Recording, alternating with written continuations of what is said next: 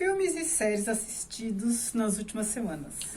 Olá pessoal, tudo bem? Eu sou a Carmen do blog Kiwi do Mundo e hoje eu venho comentar filmes e séries que eu assisti nas últimas semanas na Amazon Prime e na Netflix. No último vídeo que eu fiz dessa série, eu havia dito pra vocês que eu estava interessada em algumas séries, principalmente séries da Stars Place, um canal que a gente assina por meio da Amazon Prime. E porque tinha várias séries históricas lá que eu queria ver, né? Eu queria assinar por um mês, assistir tudo que eu tinha interesse e depois cancelar. E foi o que eu fiz. E aí, como rescaldo das séries, né, que eu tinha interesse em assistir, que não tinha assistido e comentado ainda no outro vídeo, tenho duas para citar. A primeira delas é Os Miseráveis, né, baseada na obra de Victor Hugo. É uma série, acho que uma temporada só, acho que 8 ou 10 episódios, tranquila assim de ver.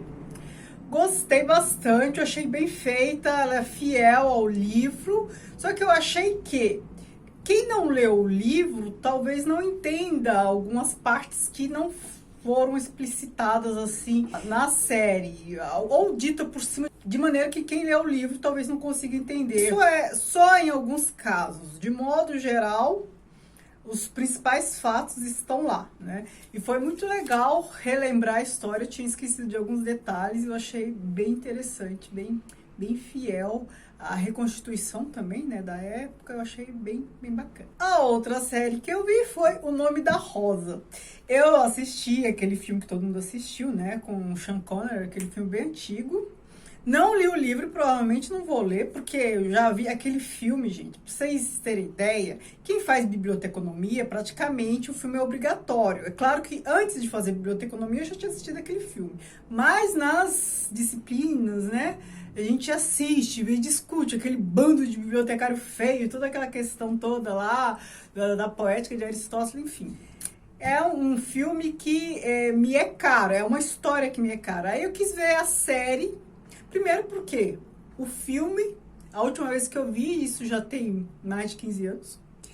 E aí eu queria relembrar algumas coisas. Aí eu vi a série pra ver como aquela história que foi contada em um filme ia ser contada numa série de quantos?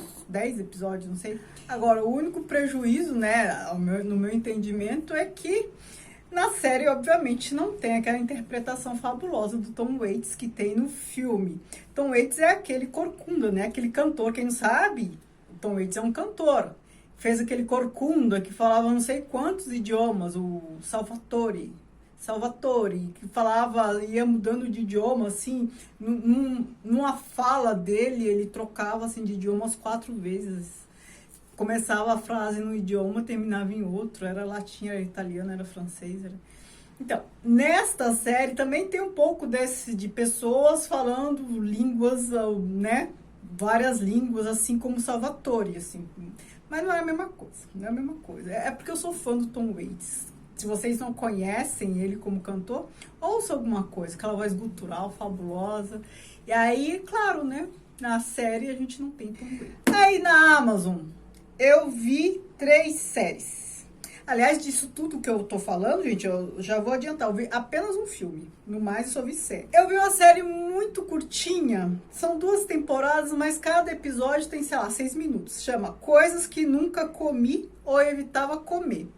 É uma série nacional, acho que da Taste Made, alguma coisa assim. E um cara que vai em vários lugares aqui do Brasil, sei lá, um lugar famoso por servir isso ou aquilo, um prato diferente e tal. E ele come um prato estranho, assim, e tem pratos que são muito estranhos mesmo. Então, assim, uma lula que é curtida, ou é um peixe, sei lá, que é curtida nas tripas da lula, não sei o quê. A buchada de bode do lugar tal, aí mostra o preparo e a degustação dele. A segunda temporada é isso também, só que na China. Ele vai com uma chinesa daqui, que inclusive aparece num dos episódios da primeira temporada, e ele vai pra lá e ele começa a experimentar coisas. Então ele experimenta escorpião, ele experimenta algumas coisas, gafanhoto, e alguns pratos, assim, não de insetos, mas alguns pratos típicos, assim. São coisas bem estranhas. Aliás, assim, de tudo que ele comeu, eu não sei se eu comeria. Acho que talvez eu não comesse nada daquilo. Pra mim, a comida, ela aguça todos os nossos 5 sentidos. Para mim não é só gosto. Não adianta falar, mas é gostoso. Pode ser gostoso, mas se tiver aparência horrível, eu não vou comer. Então, você tem que ter um cheiro bom, tem que ter uma textura, tem que ser agradável olhar, tudo isso. Senão, não como. É por isso que eu não como frutos do mar, né? Porque eu acho que aqueles bichos são para enfeitar o mar e ponto, que não tem que estar na mesa. Mas eu adoro ver vídeos sobre comida, vocês sabem, né? Essa série sobre comida e tal. A outra série que eu assisti é Jamestown. É uma série que tem 2 temporadas, acho que são 20 episódios. É sobre mulheres que chegam na Virgínia no século XVII, bem no começo do século XVII. Virgínia estava sendo povoado. Pense, se a gente está falando do século XVII, 1619, para ser precisa, não tinha acontecido, tá? Muito antes ainda da independência das colônias inglesas aqui, né? Dos Estados Unidos. Então, a América do Norte estava sendo povoada. Era aquele momento que vinham para cá os degradados, pessoas que tinham, sei lá, cometido algum crime, estavam fugindo de alguma coisa, ou então estavam buscando fortuna. Então, primeiro os homens e as mulheres que vinham também, era mais ou menos assim, sabe? Gente que não tem muito a perder e tal, pelo menos neste momento, né? A gente está falando do começo do século XVII. Então, mulheres chegam, uma fugindo, outra, não sei o quê, para casarem com os homens. Então, assim, tinha uma colônia na Virgínia, homens brutos, quase selvagens, né, como elas falam, que pagaram a viagem delas para cá. Muitas morreram, é quase como um tráfico de escravos, assim, sabe? Jogar no mar, a viagem longa e tal. Muitas morreram, outras sobreviveram e tal. Condições precárias, a gente estava no século XVII. E elas chegam na Virgínia e a cidade chama Jamestown, porque o rei da Inglaterra era o James, então cidade do James, na Virgínia. E eles fundando a colônia. Então, assim, tem todo este conflito, esse choque, primeiro, né? Porque cada uma chegou destinada a um marido e muitas vezes o marido não era o que se esperava, né? Afinal de contas, ninguém estava em condições de escolher. E aí todas as questões de uma colônia tentando se estruturar. Tinha questões dos nativos locais. Depois, na segunda temporada, a mão de obra escrava aparece, né? Então, no finzinho da primeira temporada, aquele choque, assim, de homens negros com vestes sumárias, assim, acorrentados, chegando, assim, aquele choque, né? Assim, é legal, mas assim, é uma série que não tem um enredo muito forte. Ainda mais considerando que são 2 temporadas. E parece que vai ter mais, porque não teve um desfecho. Não dá pra entender que acabou, não vai ter mais temporada. A não ser que cancele, mas assim, não é uma série que toda a história já foi contada e tal. Parece que é uma série assim de pequenos acontecimentos no cotidiano, sabe? Cada episódio parece que tem um núcleo ali de coisas que vão acontecer. Cada episódio é temático e tal. E no mais aquilo não há um grande conflito, né? Central, um eixo central que conduz toda a história dos episódios, das temporadas e tal, né? Então, assim, é um ritmo razoável, eu achei médio. Agora, a última série que eu vi na Amazon, eu achei fantástica, é A Maravilhosa Senhora Maisel. Estados Unidos, meados do século XX, né? Os anos 50, uma moça linda, judia, né? Tá fazendo tudo direitinho em casa, tem 2 filhos e tal. E o marido a abandona. O marido era comediante, stand-up. O marido a abandona, sei lá, deixa ela para outra mulher e tal. Ela acaba se metendo, se envolvendo nessa questão de fazer stand-up, comediante stand-up. Né? No começo a família não sabe e tal. E por que é muito legal? As interpretações são boas e a série é muito engraçada. Ela tem um time muito bom, um ritmo muito bom. Então, a dupla formada pela senhora Maisel e a sua agente, que é a Suzy, que todos confundem com homem, é uma mulher muito masculinizada, né? Nada feminino, de 1,5 m. Se fala a palavra, é hilário, assim. Os diálogos são hilários. Muito bacana, muito engraçado. E eu acho que vai ter mais temporadas por aí, porque o fim da segunda também é aquela coisa que não fica algo aberto, né? Então, tudo indica que tem mais coisa aí. Por mais que ela também, essa série, assim como a Jamestown, ela não tem assim, um eixo central que tudo indica que vai nos levar para um desfecho. A gente tem ali episódios de vida cotidiana. Essa tem além de ser engraçada, muito engraçada, ela tem um ritmo mais acelerado que a outra. E não tem figuras muito caricatas, assim, de mau caráter, o bonzinho, o malzinho, né? Então, assim, figuras humanas que erram, acertam. Enfim, é bem bacana, adorei essa série. E o único filme que eu assisti nessas últimas semanas foi também na Amazon, que se chama Um Bom Homem. A gente tá falando da Alemanha durante Hitler. Esse bom homem, quem é? Ora, é um alemão nazista. Ele é professor, acho que de literatura, ele é escritor, tal, e ele é, tipo, cooptado pelos nazistas, e, enfim, ele aceita tudo de bom grado. Por que que ele é um bom homem? Porque ele é um bom homem, apesar de nazista. A gente tem dificuldade de conjugar essas coisas. Eu também tinha, até ler Eichmann em Jerusalém, da Hannah Arendt, né? Até que ela fala do Eichmann, ela estuda lá a vida dele, pensa que vai encontrar um psicopata, né? Uma pessoa totalmente com problemas psicológicos. Aí descobre que o Eichmann, na verdade, ele era um pai de família, uma pessoa medíocre, pai de família normal, um filho, não tinha nada assim que maculasse, além do fato de ser nazista, não havia mais nada que maculasse a conduta dele, nenhum indício que o caracterizasse como uma pessoa problemática e tal. A mesma coisa esse aqui. Disso tudo, o que a gente pode elucubrar assim? Ora, o fascismo, eu já falei isso pra vocês, acho que foi no vídeo A Peste. O fascismo é fascinante, o discurso fascista é fascinante, é altamente envolvente. Não me tome por fascista, por favor. Mas por que é altamente envolvente? Ora, tem alguém que promete resolver todos os problemas num passe de mágica. Resolver o problema da pobreza, da falta de emprego, num passe de mágica. Botar ordem, ora... Não é um discurso envolvente? Todo mundo quer, né? Todo mundo quer que a cidade seja limpa, que não tenha mendigo na rua. Todo mundo quer que todos sejam empregados. Imagina todo mundo quer. É aquela cultura paternalista que eu já falei pra vocês, que fica esperando o salvador da pátria. Alguém que diga, que promete resolver os problemas. Não, os problemas terão que ser resolvidos por todos nós e são complexos. Não é um passe de mágica, não é de uma hora pra outra e tal. Certo? Mas por que eu tô falando tudo isso? Por quê? Por conta deste filme... Um Bom Homem, né? A figura lá parece uma pessoa normal, então só que ele era nazista. Ele era um homem bom, só que ele era nazista, né? O discurso sedutor do nazismo, do fascismo. Netflix. O que eu vi? A última parte da sexta temporada de Os Vikings. É uma série que eu gostei bastante. É uma série... que, assim, ao mesmo tempo que dá raiva, o que dá raiva nela também é o ponto positivo, e eu já explico. Dá raiva por quê? Porque os atores principais, os personagens principais vão morrendo e tal, você começa a pegar birra, como é que o principal morre, primeiro um, depois outro, depois outro, depois outro. Mas, como ela é baseada em fatos reais, é por isso que eu gosto de séries históricas. Por quê? Séries históricas, elas têm que ter uma certa fidelidade histórica. Então, isso faz com que elas não sejam tão previsíveis assim.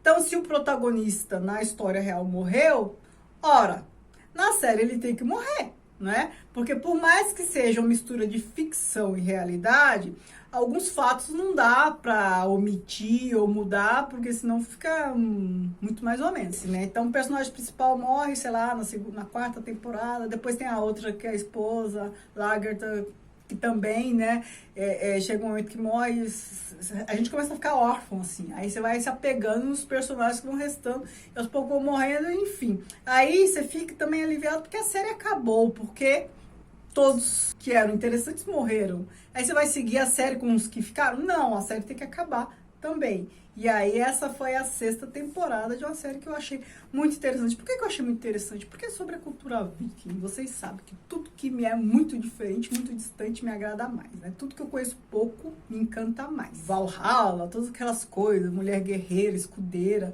tudo muito diferente do que a gente está acostumado. E sem falar que a gente está falando de um período medieval, século IX, mais ou menos, né? Então as coisas eram bem diferentes. Somebody Feed Phil é uma série também sobre comida. Acho que são 4 temporadas, 6 episódios.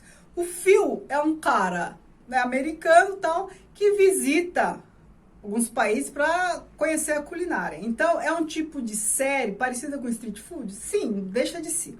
Mas ele come comida de rua, ele tem entrevistas com o chefe. Então, assim, ele vai para conhecer o que há de interessante sobre a culinária local, desde comida de rua até restaurantes renomados. E eu lembro que eu tinha assistido um episódio dessa série há uns meses atrás e não assisti mais, porque eu achei o filme muito bobo, né? Mas aí eu relevei, deixa, ele é bobo mesmo, e aí continuo. Tem um episódio aqui no Brasil, no Rio de Janeiro, né? E em vários lugares do mundo. Então tem vários países da Ásia, Europa, várias cidades dos Estados Unidos, né? O que é típico e tal, mostra um pouco da cultura, da paisagem. Outra série que eu vi, gostei, foi Virgin River, que é o nome de uma cidade. Aqui é a história de uma enfermeira que vai para uma cidade pequena lá da Califórnia. Ela era de Los Angeles e aconteceu, ela perdeu o marido, né, algo trágico na vida dela. Ela vai para essa cidadezinha para tentar se reerguer, se reestruturar. E lá ela conhece as pessoas, aquela cidadezinha que é um ovo, que acontece na vida de todo mundo fica sabendo. Até me lembrei de Crocodilo Dundee, sabe? Quando um tem problema, aí o fofoqueiro da cidade conta para todo mundo, para que todos venham resolver o problema. Então, mais ou menos assim, nesse ritmo, ela acaba se envolvendo com as questões locais e tal, acaba ficando, se apaixonando, mas tem todos os traumas, né? Os personagens principais têm seus traumas, suas mágoas e tal. E eu gostei. Mas também é uma série que não terminou, assim, 2 temporadas e vai ter mais, porque do jeito que terminou a segunda, assim, não dá pra ficar, não tem nada finalizado ali, né? Então não dá pra ficar, tem muita coisa pra ser resolvida ainda. Aí aguardemos. Eu detesto série que tá incompleta, assim, eu gosto de pegar uma série e assistir toda, sabe? Não porque eu seja ansiosa, é que depois, quando vem uma outra temporada, eu já não lembro mais, personagens secundários principalmente, eu não lembro mais deles, da importância da relação e tal. E aí eu não gosto, eu gosto assim, sei lá, que tenha 7 temporadas, eu vejo tudo e de uma vez só, não de uma vez só, claro, mas assim, vejo na sequência, aos pouquinhos, e acaba. Mas essa foi uma que ficou assim. A outra que também não acabou foi Lupin. É uma série, eu pensei que fosse uma minissérie, acho que tem uns 8 episódios, ou 6, sei lá. Ela tem continuação, porque termina de um jeito que nada foi resolver. É a história de um cara que arma lá um roubo no Louvre, um colar no Louvre. Ele faz isso, e isso tem relação com um fato do passado, o pai dele foi condenado injustamente e tal. É uma mistura das histórias de Sidney Sheldon com o Conde de Monte Cristo. Então, pega essas 2 histórias, mistura. É aquele tipo de história assim que a gente sabe que não tem a menor chance de acontecer, que é totalmente inverossímil, né? Explicando que inverossímil, né, não quer dizer ficção. Quer dizer que é algo que não é passível de acontecer na realidade. Porque ficção é uma história inventada, mas os fatos não são necessariamente impossíveis de acontecer. Agora, quando é inverossímil, sim, não tem a menor chance daquilo acontecer na realidade. Mas a gente gosta. Os Miseráveis, do Victor Hugo, e aí tem até a série aqui que eu comentei com vocês. História totalmente verossímil acontecer aquelas coisas na vida real, sabe? Quase tudo ali. A última série que eu vou comentar se chama Chamas do Destino. Eu tinha visto o trailer dessa série há muito tempo, só que esse nome não me despertou nada, porque eu achei que fosse algo tipo novela. Eu vi que era em francês, era de época e tal, mas não me despertou. Eu acho que eu vi um vídeo que alguém citava essa série, alguma coisa assim, e falou, e não lembrava o nome da série em português, e falou o nome da série em francês. Alguma coisa, o Bazar de Caridade. Aí que eu fui ver a história, com base em fatos reais, um bazar de caridade lá no século, acho que 19, pegou fogo, isso realmente aconteceu lá um problema, pegou fogo, matou mais de 100 pessoas. Aí eu fiquei interessada, e aí, a partir deste episódio, né, esse fato real, claro, aí tem toda a ficção da série. A gente tem aqui história paralela de umas 3 mulheres, né? Uma usou o incêndio para fugir, a outra ficou sumida, mudou a identidade, enfim. Aí, a partir do incêndio, muita coisa acontece. É uma história que eu acho que finalizou, não vai ter mais temporada nenhuma, né? Acho que Não sei se são 8 ou 10 episódios, mas a história toda já tá ali encerrada. Tem personagens que são caricatos, assim, algumas coisas bem previsíveis, mas assim, é interessante, não deixa de ser interessante. Me digam aí o que vocês assistiram, o que vocês me indicam, o que vocês têm visto aí nos últimos tempos, eu vou adorar saber. Muito obrigada, beijos.